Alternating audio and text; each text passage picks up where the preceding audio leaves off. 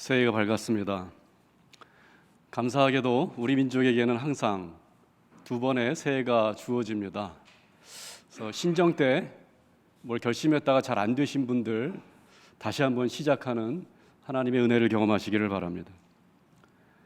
살아가면서 모든 것을 다시 시작하고 싶을 때가 있습니다. 내가 왜 그런 말을 했을까?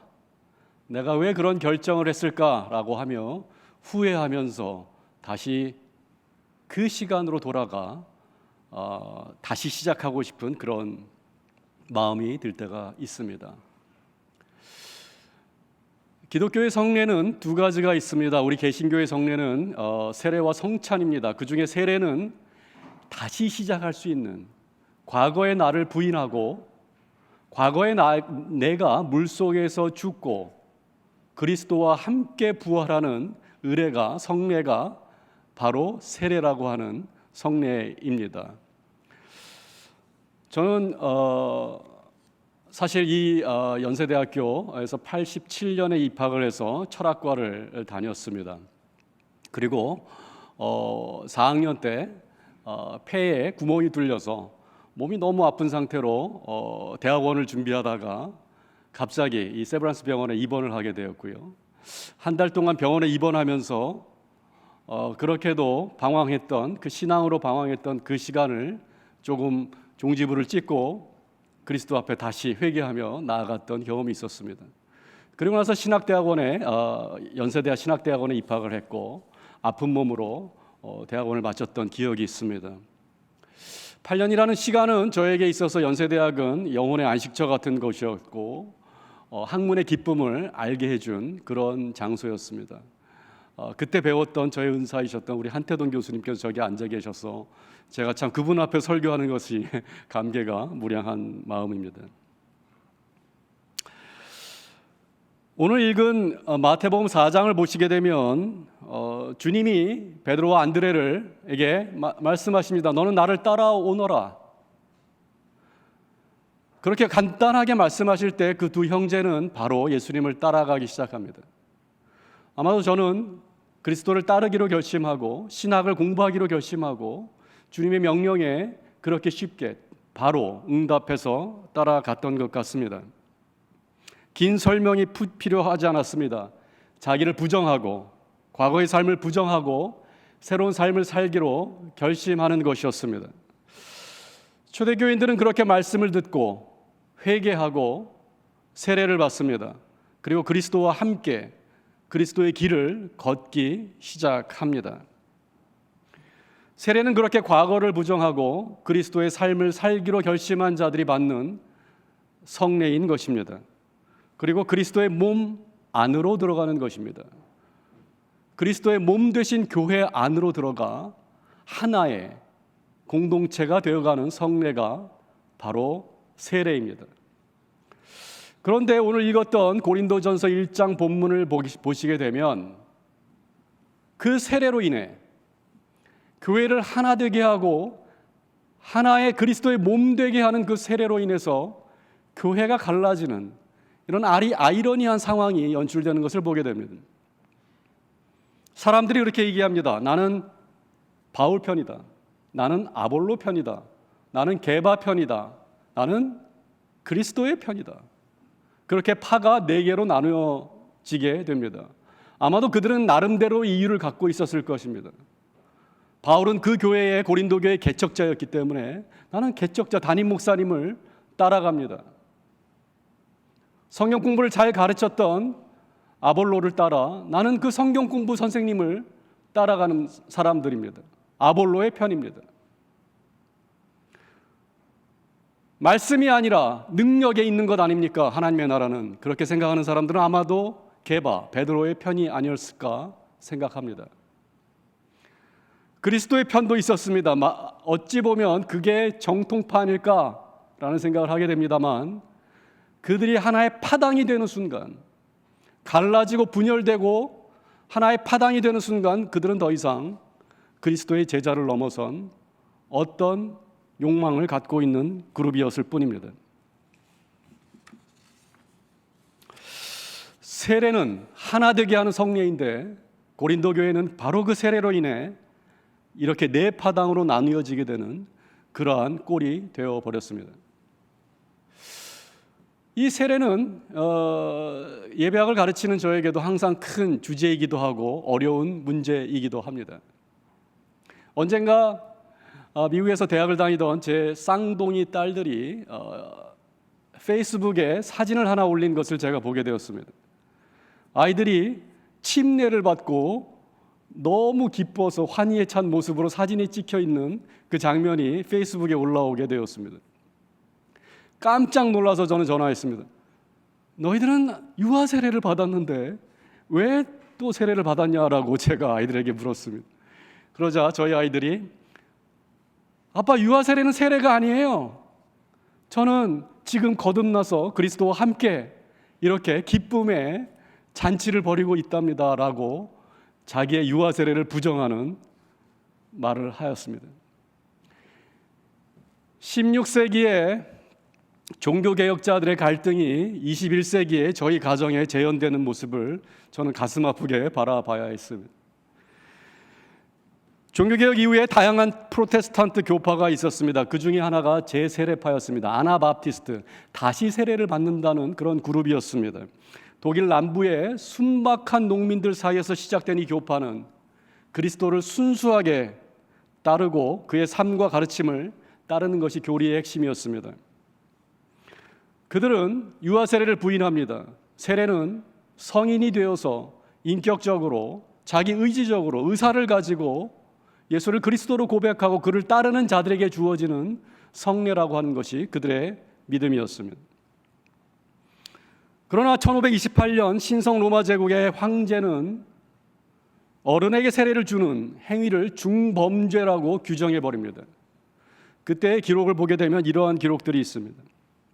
어떤 이들은 벽에 매달려 사지가 찢어졌습니다. 어떤 이들은 불에 타 재가 되었습니다. 어떤 이들은 기둥에 묶여서 구워졌습니다. 나무에 목을 매달아 죽이기도 했습니다. 칼로 머리통을 베기도 했습니다. 감옥에서 굶어 죽어 시체로 썩어가는 이들도 있었습니다. 그들의 죄목은 성인들에게 세례를 주었다라는 것이었습니다. 이러한 끔찍한 박해 속에서 네덜란드와 영국, 독일에서 끊임없이 재세례파 공동체가 탄생합니다. 그리고 오늘날 퀘이커, 아미쉬, 그리고 메노나이트와 같은 교파들이 재세례파에서 나온 교파들입니다. 그 이후 미국에서도 이 재세례파의 운동은 계속 이어졌습니다. 대각성 운동 당시에도 이 세례 문제로 인해서 교파가 나뉘어지게 되었습니다. 아마 그 결과가 저희 가정에 있었던 세례 논쟁이 발생한 계기가 되었던 것입니다.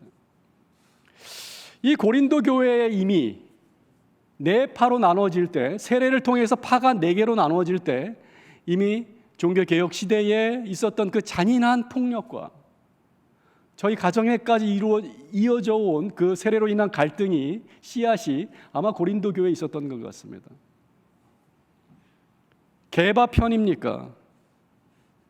아닙니다. 개바파가 정통입니까? 아닙니다. 바울파입니까? 바울은 대답합니다. 아닙니다. 아볼로입니까? 아닙니다. 그리스도파입니까? 아닙니다. 그리스도께서 갈라지셨습니까? 내가 그리스도처럼 십자가에 못 박히기라도 했습니까? 이 고린도전서 1장에 나오는 바울의 수사법은 굉장히 독특합니다. 계속해서 자기의 주장을 질문을 하면서 상대방이 아니라고 대답하게 만드는 독특한 소크라테스식 문답법을 사용하고 있었습니다. 아닙니다. 바울도 아닙니다. 게바도 아닙니다. 아볼로도 아닙니다. 심지어는 그리스도파도 아닙니다. 계속 아닙니다. 아닙니다. 그렇게 이야기를 하고 있습니다. 명사, 단어만 계속 변화하지 바울은 노라는 이야기를, 거절의, 부정의 이야기를 계속해서 반복하고 있습니다. 그리고 심지어는 이렇게 얘기합니다.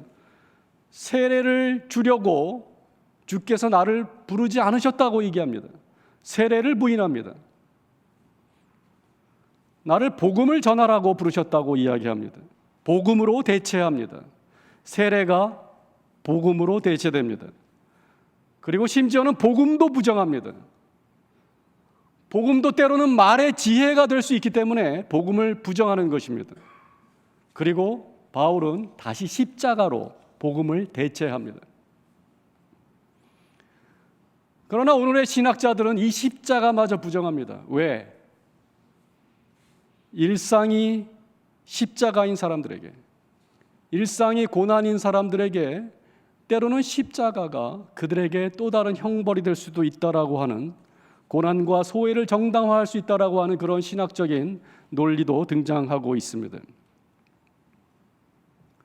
그렇게 신학은, 인간의 논리는 하나님의 교회를, 하나님의 나라를 아무리 설명하려고 해도 우리는 빈 공간을 경험할 수밖에 없습니다. 그래서 어떤 분은 그렇게 얘기합니다. 깨진 창문은 4개인데 우리가 갖고 있는 온전한 유리창은 3개밖에 없다라고 이야기합니다. 여기를 막아도 저기가 비고 저기를 막아도 한 군데가 비어 있을 수밖에 없다는 것이죠. 그래서 우리는 신비라고 그 창문을 이야기하기도 합니다.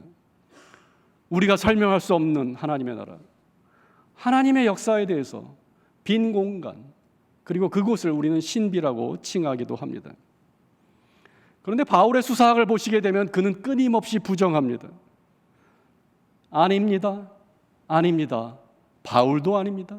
게바도 아닙니다. 아볼로도 아닙니다. 그리스도도 아닙니다. 복음도 아닙니다. 십자가입니다. 끊임없이 부정해야 합니다. 끊임없이 개혁해야 합니다. 개혁주의의 슬로건은 Semper Reformanda, 언제나 개혁한다, Always Reforming이라고 하는 그런 슬로건이었습니다. 개혁을 멈추는 순간 개혁주의는 개혁주의 안에 갇히게 되고 고인물이 될 수밖에 없습니다. 개혁은, 변화는, 발전은 끊임없이 변화를 긍정하고 자기의 과거를 부정하는 자들에게 주어지는 하나님의 선물입니다. 교회도, 나의 존재도 끊임없이 기경돼야 하고, 그리고 부정은 그 자체가 또 하나의 형이상하게 되는 것이 아니라 끊임없는 운동으로 우리를 자극하고 변화시켜야 합니다. 지난주에 우리는 사랑하는 은준관 박사님을 하늘로 보내드렸습니다. 은준관 교수님은 감신대에서 교수를 하셨고, 연세대학교에서도 오랫동안 신학과에서 기독교 교육을 가르치시고 은퇴하셨습니다. 그리고 실천신학대학원을, 제가 몸담고 있는 그 대학원을 설립하셨습니다. 오늘 이곳에 큰아들 은원영 목사님하고 또 그의 동생 은길관 장로님의 가족들이 나와 계십니다. 한평생 하나님 나라를 꿈꾸고 고민하고 기도하셨던 분이셨습니다. 큰 꿈에 부풀어, 제가 아마 2004년으로 기억을 합니다. 한국에 잠깐 비자를 갱신하러 나왔습니다. 그랬더니 일산에 놀러 오라고 말씀하셨습니다. 유학 시절 마지막에 막바지에 비자를 갱신하러 잠깐 들어왔을 때 칼국수집에서 그 사모님과 함께 만났습니다. 너무나 마음이 들떠계셨습니다.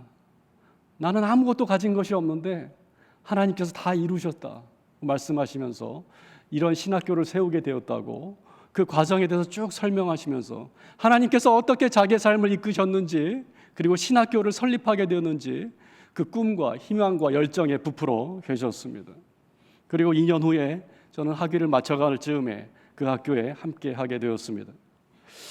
매주 교수회의를 하게 됐는데 교수회의는 회의가 아니라 하나님 나라에 대한 세미나였고 고민이었습니다.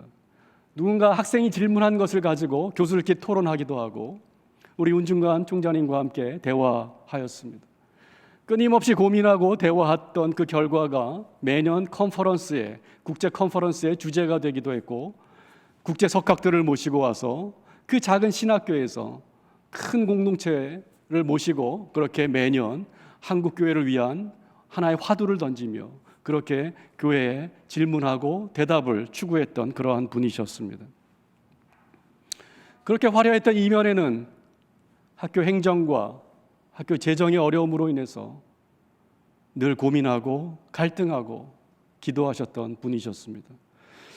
저는 평교수였을 때는 그분을 이해하지 못했습니다. 그냥 가난한 아버지 정도로 생각하고 불평과 불만이 있었습니다.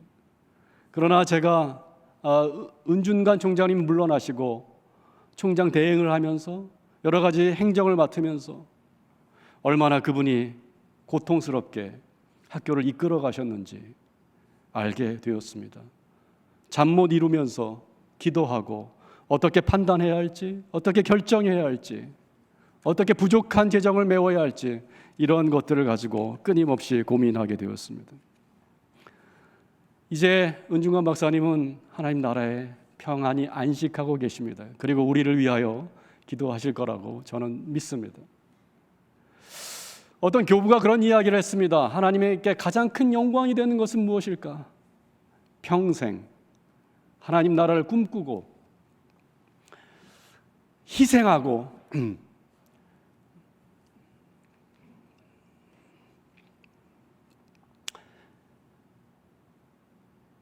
자기를 부인하고 그렇게 그 길을 걸어가는 그 하나님의 나라의 백성, 그 한 사람이 하나님에게 가장 큰 영광이라는 말을 했던 교부가 있었습니다.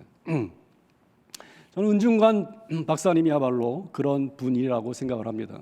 그리고 그분처럼 살기를 소망합니다.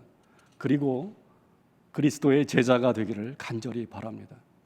그리스도의 제자가 된다는 것은 어찌 보면 발전한 대한민국 21세기에 중산층으로 살아가면서 중산층이 주는 그 안락함과 달콤함과 게으름에 자기를 내버려 두지 않고 끊임없이 자기를 개혁하고 부정하고 교회 현재 모습에 안주하지 아니하고 어떻게 하면 더 하나님 나라를 이룰까라고 고민하는, 그리고 하나님의 마음을 시원하게 해드리는 그런 자들에게 의해서 하나님 나라가 이루어질 것입니다. 오늘 읽었던 말씀처럼 자기를 스스로 부인하시고 또 이사야서의 말씀처럼 어둠 속에서 고민하던 백성들에게 어둠이 거칠 날이 온다라고 하는 그 종말론적 비전과 꿈을 잃지 마시고 여러분에게 주어진 생애 하루하루를, 그리고 사용할 수 있는 모든 것들을 하나님의 나라를 위하여 바치며 살아가는 우리 모두가 되기를 간절히 축원합니다. 기도하겠습니다.